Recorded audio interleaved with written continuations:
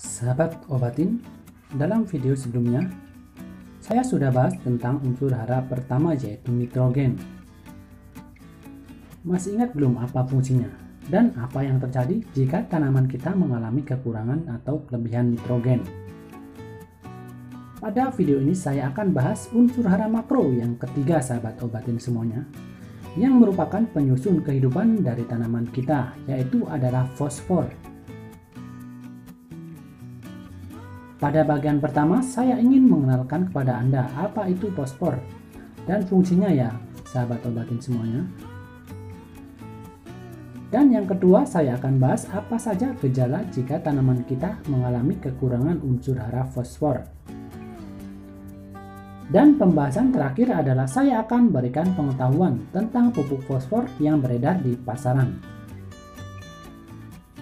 Jadi tonton sampai habis ya, insya Allah bermanfaat. Kita intro dulu ya, boom.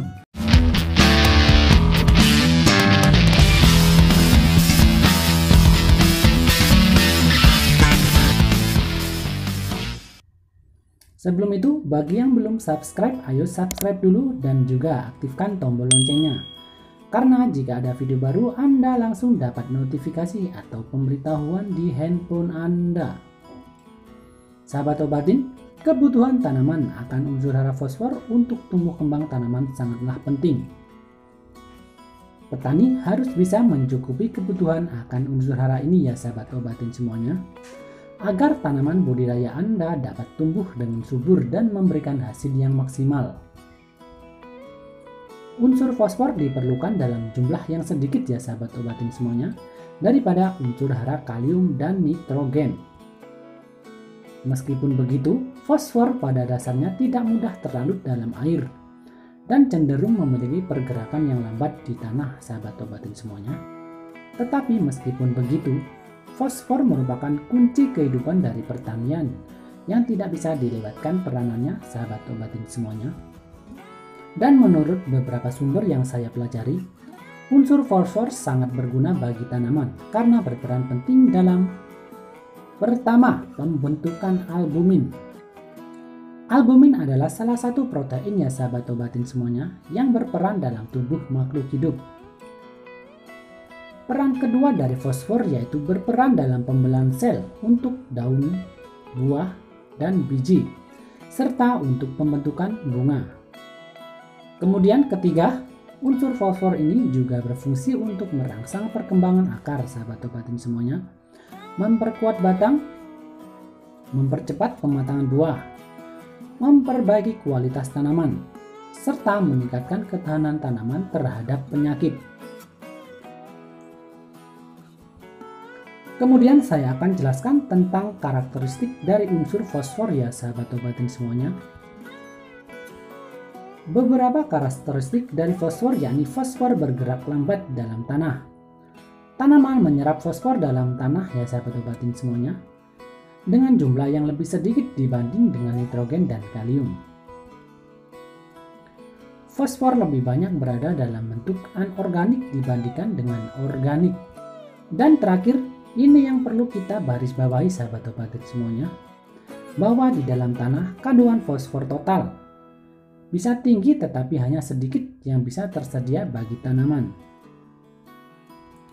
Kemudian menurut beberapa referensi juga yang saya baca sahabat Obatin semuanya, idealnya kadar fosfor dalam tanah pada saat pertumbuhan vegetatif adalah 0,3% sampai 0,5% saja dari berat kering tanaman. Kalau cara menentukan persentase kadar fosfornya saya belum tahu ya sahabat Obatin semuanya. Tetapi katanya jika pemberian atau pemenuhan unsur fosfor ini tidak sesuai, maka tanaman bisa mengalami gejala kekurangan ataupun kelebihan unsur hara fosfor. Nah, berikut merupakan tanda-tandanya sahabat Obatin semuanya. Saya akan bahas terlebih dahulu tentang gejala kekurangan unsur fosfor ya sahabat Obatin semuanya. Gejala kekurangan unsur hara fosfor. Yang pertama adalah tumbuhan terhambat pertumbuhannya atau kerdil karena pembelaan sel mengalami gangguan. Daun-daun menjadi ungu atau coklat. mulai dari ujung daun dan terlihat jelas pada tanaman yang masih muda ya sahabat obatin semuanya. Kedua, gejala kekurangan fosfor akan terlihat kepada pertumbuhan tanaman yang terhambat karena gangguan pembelahan sel ya sahabat obatin semuanya. Daun tanaman menjadi berwarna hijau tua yang kemudian berubah menjadi ungu. Juga terjadi pada cabang dan batang tanaman budidaya sahabat obatin semuanya.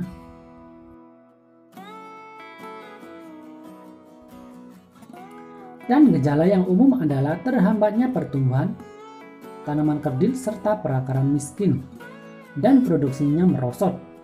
Yang perlu sahabat obatin garis bawahi di sini adalah bahwa penyerapan fosfor ini cenderung lambat, maka perlu diberikan pada waktu tertentu.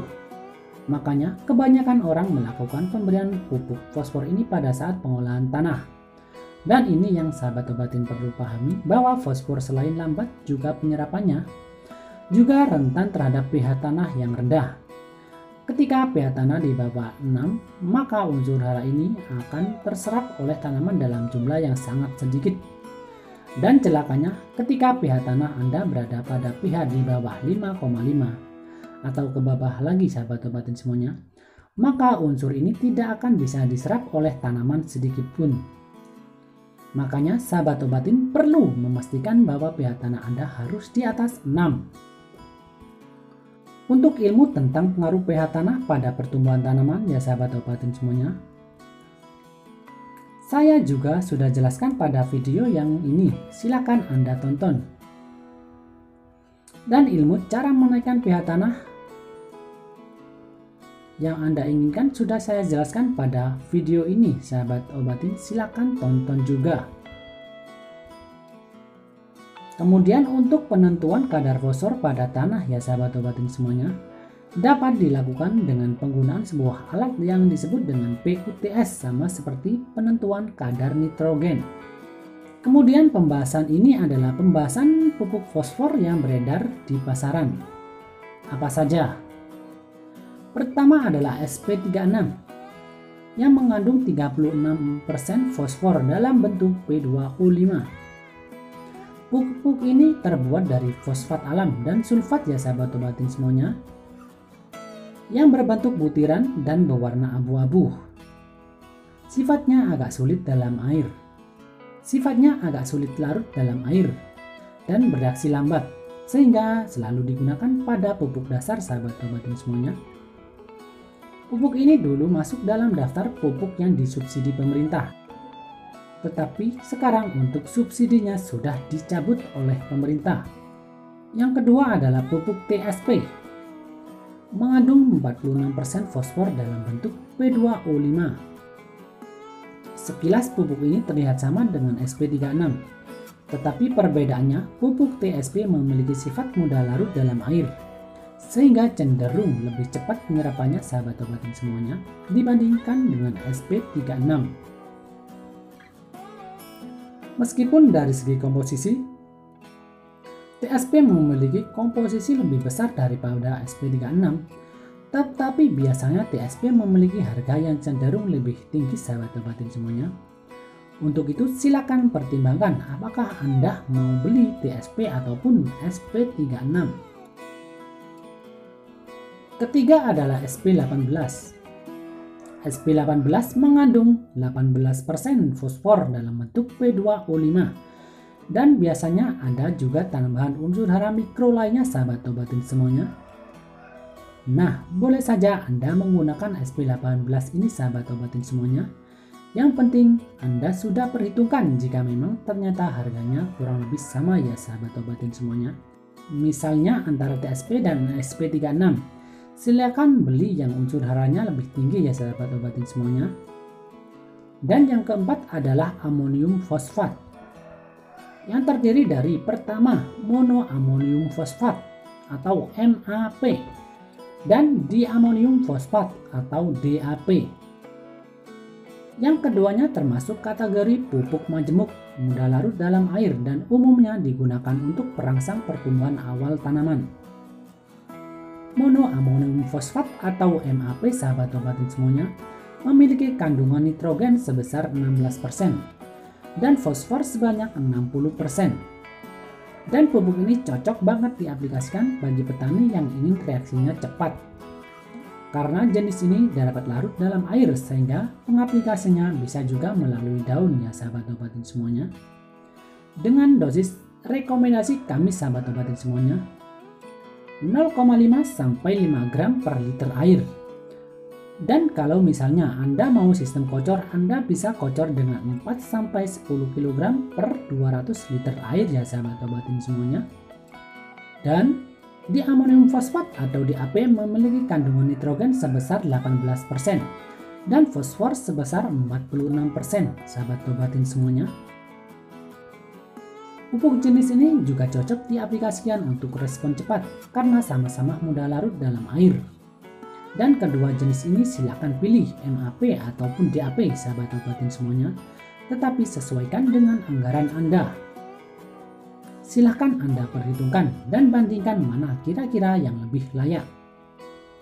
Nah, itu yang bisa saya sampaikan sahabat obatin semuanya. Jika memang ada pertanyaan, silakan Anda tanyakan langsung di kolom komentar sahabat obatin semuanya. Dan jika Anda menyukai video ini, silakan Anda klik tombol jempolnya dan bagikan kepada yang lain supaya lebih berkah lagi. Dan di samping itu juga sahabat obatin semuanya, saya punya 2 video rekomendasi untuk Anda pelajari juga. Insya Allah semakin membuat keilmuan Anda semakin nambah lagi. Oke, tonton ya. Terima kasih. Wassalamualaikum warahmatullahi wabarakatuh.